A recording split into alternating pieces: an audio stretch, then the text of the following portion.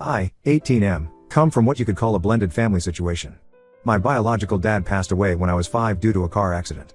It was just my mom Karen, 45F, and me for several years after that. My early memories with my dad are mostly of him reading me Greek mythology stories before bed. He was a professor of ancient history and had this amazing way of bringing the stories to life. Even after he passed, I kept up with learning about Greek history and mythology because it made me feel connected to him. My mom had a rough time after dad died. She focused entirely on raising me and didn't date anyone for years. Then when I was 11, she met Nolan, 47M, at a business conference. They dated for about a year before getting married when I was 12. Nolan had a son, Ryan, 19M, from his previous marriage. Ryan's mom lived in Florida after the divorce and saw him every few months. At first, everything seemed perfect. Ryan and I got along fine. We weren't best friends, but we respected each other's space. We would play video games together sometimes and sit together at family dinners. Nolan was nice to me and always remembered my birthday and school events. My mom tried her best to make Ryan feel included in our family too. She would always buy us equal gifts and never showed any favoritism. The dynamic started changing 3 years ago when my mom decided to start her own business. She had been working in corporate marketing for years and finally decided to take the risk of starting her own marketing agency. She worked incredibly hard. I remember her staying up late most nights, missing family dinners, and working weekends to make it successful. Her hard work paid off, and within 2 years, her agency became one of the top marketing firms in our city. With success came more financial freedom. My mom started being able to afford nicer things for our family. When Ryan turned 18 last year, she helped Nolan buy him a car, a nice Toyota Camry that Ryan had been wanting. She contributed almost half of the cost because she wanted to make sure Ryan had a reliable car for college. Ryan seemed happy with the gift at the time and even hugged my mom and thanked her for being so generous.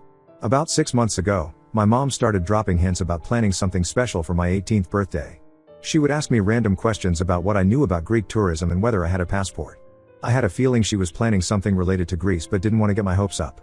Then at my birthday dinner last month, she made the big announcement. She had planned a 2-week trip to Greece for us, including visits to Athens, Delphi, and several islands. She had remembered all the specific places I had mentioned wanting to visit over the years. She even planned the trip around the archaeological sites that my dad had written about in his unfinished book. The moment she announced it, I could see Ryan's face change. He kept a smile plastered on, but his eyes showed how angry he was. During dinner, he kept making comments like, "Wow, must be nice to get such expensive gifts, and I guess some people are just luckier than others." My mom tried to keep things positive and even mentioned how much she had enjoyed helping pick out Ryan's car last year. After dinner, I overheard Ryan having a heated argument with his dad. He was saying things like, "How can you let her show such obvious favoritism? And it's not fair that he gets an international trip while I only got a car." Nolan tried to explain that the car was also an expensive gift and that this trip had special meaning because of my connection to Greek history through my dad. But Ryan wouldn't listen. That's when the problems really started. Ryan began his campaign to sabotage the trip. First, it was subtle things, leaving news articles about tourist scams in Greece on the kitchen counter, or casually mentioning stories about Americans getting robbed in Athens during family dinners. Then it escalated. He started accidentally misplacing important documents I needed for the visa application. One time, I left my laptop open while going to the bathroom, and when I came back, I found that several important emails about visa appointments had been deleted from my inbox. The only other person home at the time was Ryan. He even started spreading rumors in our extended family about how I was planning to abandon my college plans and stay in Greece permanently. He told our grandparents that he had overheard me talking about applying to Greek universities without my mom's knowledge. This caused unnecessary drama and made my mom have to explain our travel plans to concerned relatives. The worst part was how he tried to manipulate Nolan. He would make comments about how his dad couldn't afford to send him on international trips, making Nolan feel bad about not being as financially successful as my mom.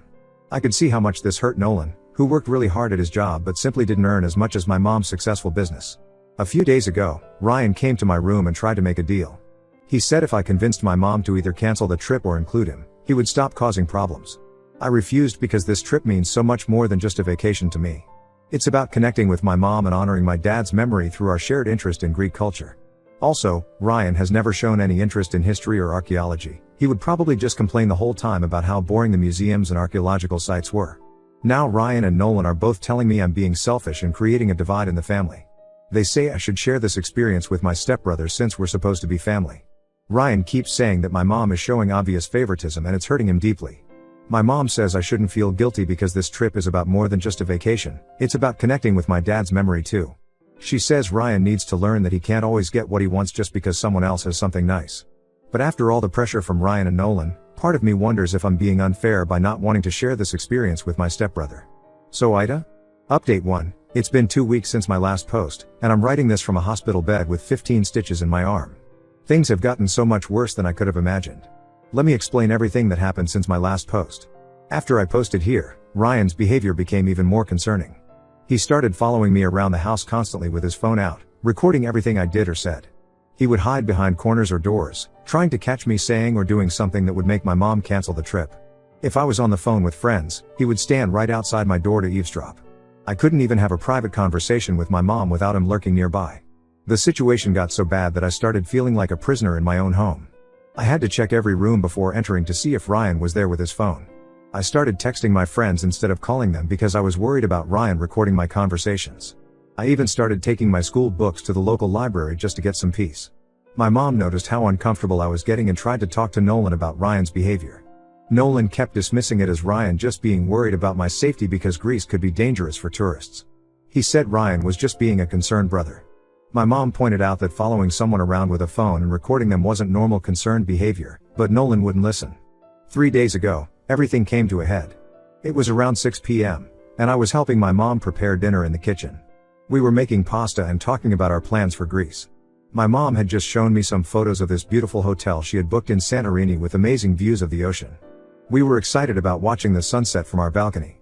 As usual, Ryan was hovering around the kitchen entrance with his phone pointed at us. He kept interrupting our conversation with comments about how tourists in Santorini often got food poisoning, or how hotel balconies in Greece weren't as safe as ones in America.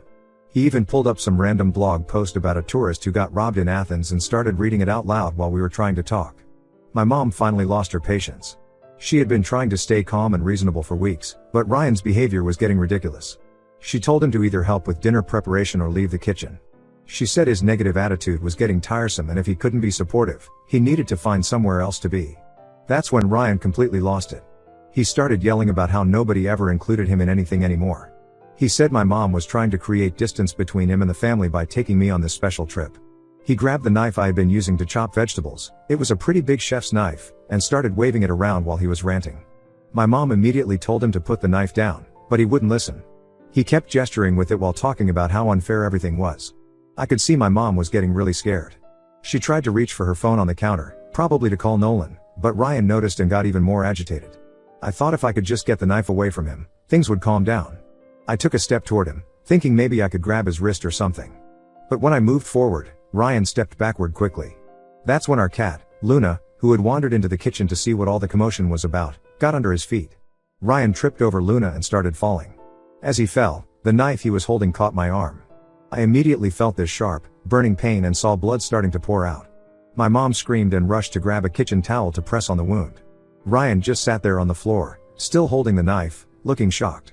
My mom called 911 while keeping pressure on my arm. The whole time, Ryan kept saying it was an accident and he never meant to hurt me. He started crying and apologizing, but my mom told him to stay away from us. When the ambulance arrived, the paramedics said the cut was deep and would need immediate attention. My mom called Nolan at work and told him to meet us at the hospital. While we waited for him to arrive, my mom was absolutely furious. I had never seen her so angry. When Nolan finally got there, she took him into the hallway. Even though my hospital room door was closed, I could hear them arguing. That's when I heard my mom tell Nolan something I had never known before. Apparently, she had been planning to include Ryan in her will. She was going to leave him a significant portion of her business shares, just like she was doing for me. She said she had always thought of him as a son and wanted to secure his future too. But after this incident, she was removing him completely. Nolan tried to defend Ryan, saying it was just an unfortunate accident and Ryan was just feeling emotional and left out. But my mom had security camera footage from the kitchen showing how Ryan had been harassing us before the incident. She said this wasn't just an accident, it was the result of weeks of escalating hostile behavior. Now my phone is flooded with messages from both Ryan and Nolan. Ryan keeps saying he'll do anything to make it right and begging me to talk to my mom. Nolan is sending long messages about how this will affect Ryan's entire future and how I need to help fix things because we're family. The doctors want to keep me here another day for observation because I lost quite a bit of blood. They say the scar will be permanent. The trip to Greece has been postponed until my arm heals properly. My mom hasn't left my side and says she's going to install more security cameras at home. She's also talking to a lawyer about getting a restraining order against Ryan. I haven't responded to any of their messages. Honestly, I'm kind of scared of Ryan now. I never thought he would go this far just because he was jealous of a vacation. Part of me feels bad about him losing his inheritance, but another part of me thinks he brought this on himself with his obsessive behavior. Update 2. It's been a month since I got out of the hospital, and everything has completely fallen apart in our family. The tension in the house after the knife incident was unbearable. My mom insisted that either Ryan had to move out or we would. She said she couldn't sleep knowing that Ryan was in the same house as me, especially after what happened in the kitchen. Nolan spent the first week after the incident begging my mom to reconsider, saying Ryan was truly sorry and would get counseling. But my mom wouldn't budge.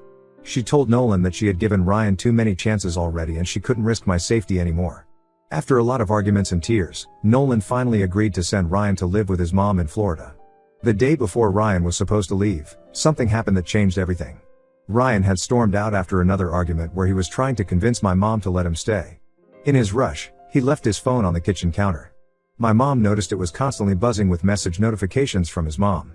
Usually, my mom would never look through someone's phone, but given everything that had happened, she decided to check. What she found was shocking. There were months of messages between Ryan and his mom, planning different ways to sabotage my trip to Greece. His mom had been sending him links to crime stories from Greece, telling him which ones would scare my mom the most. She suggested he should spread rumors about me planning to stay in Greece permanently, knowing it would worry our relatives. She even advised him to delete my emails about visa appointments, saying it would make me look irresponsible. But the most disturbing messages were from the day before the knife incident. Ryan had told his mom he was going to create a big scene to show everyone how dangerous I was. His plan was to provoke me into a fight and then claim self-defense. His mom had actually encouraged this plan, telling him to make sure he recorded everything so they could prove I was the aggressor. The messages showed that Ryan had been planning to hurt me and make it look like my fault. The only reason it didn't go according to plan was because he tripped over our cat. His mom's response to him actually cutting me was to tell him to stick to their story about it being an accident and to play up how sorry he was. When my mom showed these messages to Nolan, he finally stopped defending Ryan. He just sat there reading them over and over, getting paler by the minute. Then he started crying, saying he couldn't believe his son could be so calculating and cruel. He apologized to me and my mom repeatedly for not believing how serious the situation was. My mom immediately contacted her lawyer. She's not only removed Ryan from her will and business succession plans, but she's also filing for a restraining order. Ryan has been creating new social media accounts to contact me after we block him, and he's been sending emails from different addresses. Each message switches between apologizing and blaming me for ruining his life. His mom has also started calling and texting my mom, claiming we're overreacting to normal teenage jealousy. She says Ryan's future will be ruined if my mom removes him from her will. She even tried to claim that the messages were just jokes and we were misinterpreting them. But it's hard to misinterpret messages literally planning to hurt someone. Nolan hasn't spoken to Ryan's mom since we found the messages. He said he never knew she was this manipulative or that she had been encouraging Ryan's worst behaviors. He's been sleeping in the guest room and barely talks to anyone. I can tell he's struggling to process everything. Some extended family members who don't know the full story are giving us a hard time. They think my mom is being too harsh and that families should forgive each other. But they haven't seen the messages or the security camera footage from the kitchen. They didn't see how methodically Ryan planned to hurt me just because he was jealous. My arm is healing, but the scar is a constant reminder of what happened. Every time I look at it, I think about how my stepbrother was willing to seriously hurt me just because he was jealous of a vacation. The worst part is knowing that it wasn't just a moment of anger, it was something he planned with his mom's encouragement. My mom says she feels guilty for not seeing the signs earlier. She really tried to treat Ryan like her own son, and finding out that he and his mom had been plotting against us this whole time has really hurt her. She's talking about selling the house and moving because there are too many bad memories here now. Update 3, it's been 6 months since everything happened, and I'm writing this from our hotel room in Athens. My arm has healed well, though the scar is still visible. The doctors say it will probably always be noticeable, but honestly, I don't mind it as much anymore. It's a reminder of how close I came to letting toxic people ruin something special for me. A lot has changed in these 6 months. Nolan moved out last month after living in our guest room for several months. He and my mom tried to make things work, but the trust was completely broken. They're getting divorced, and surprisingly, it's been pretty civil. Nolan finally admitted that he had always struggled with my mom being more successful than him. He said it made him defensive of Ryan's behavior because he understood feeling less than in our family. The most interesting development is what's happening with Ryan in Florida. We've heard through mutual friends that he's telling a completely different version of what happened. According to him, I got aggressive when he questioned me about the Greece trip, and he had to defend himself.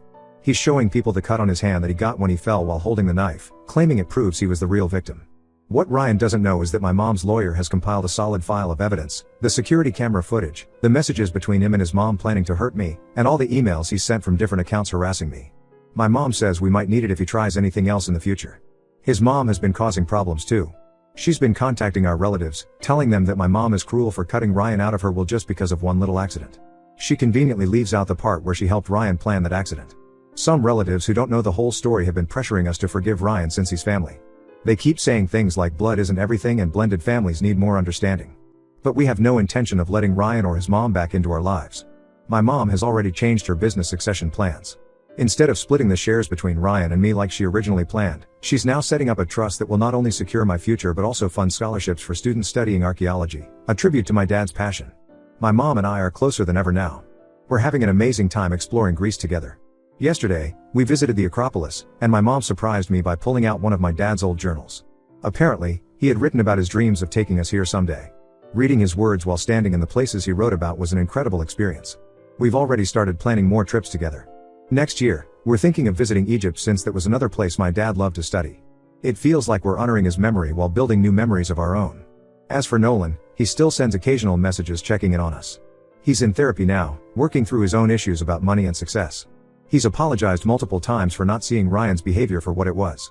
I don't hate him, I just feel sad that he let his own insecurities blind him to his son's dangerous behavior. The house is on the market now. My mom and I both agree we need a fresh start somewhere without all these difficult memories. We're looking at places closer to where my mom's business is located, and honestly, it feels right. Sometimes the best way to heal is to leave the past behind and start fresh. Some people might think we're being too harsh by cutting Ryan out completely, but I've learned that just because someone is family doesn't mean they deserve unlimited chances to hurt you. Real family doesn't plot to harm you just because they're jealous. They don't try to ruin something meaningful to you just because they can't have it too. This whole experience has taught me that it's okay to prioritize your own well-being over keeping peace in the family. Sometimes the healthiest thing you can do is walk away from toxic relationships, even if those relationships are with family members.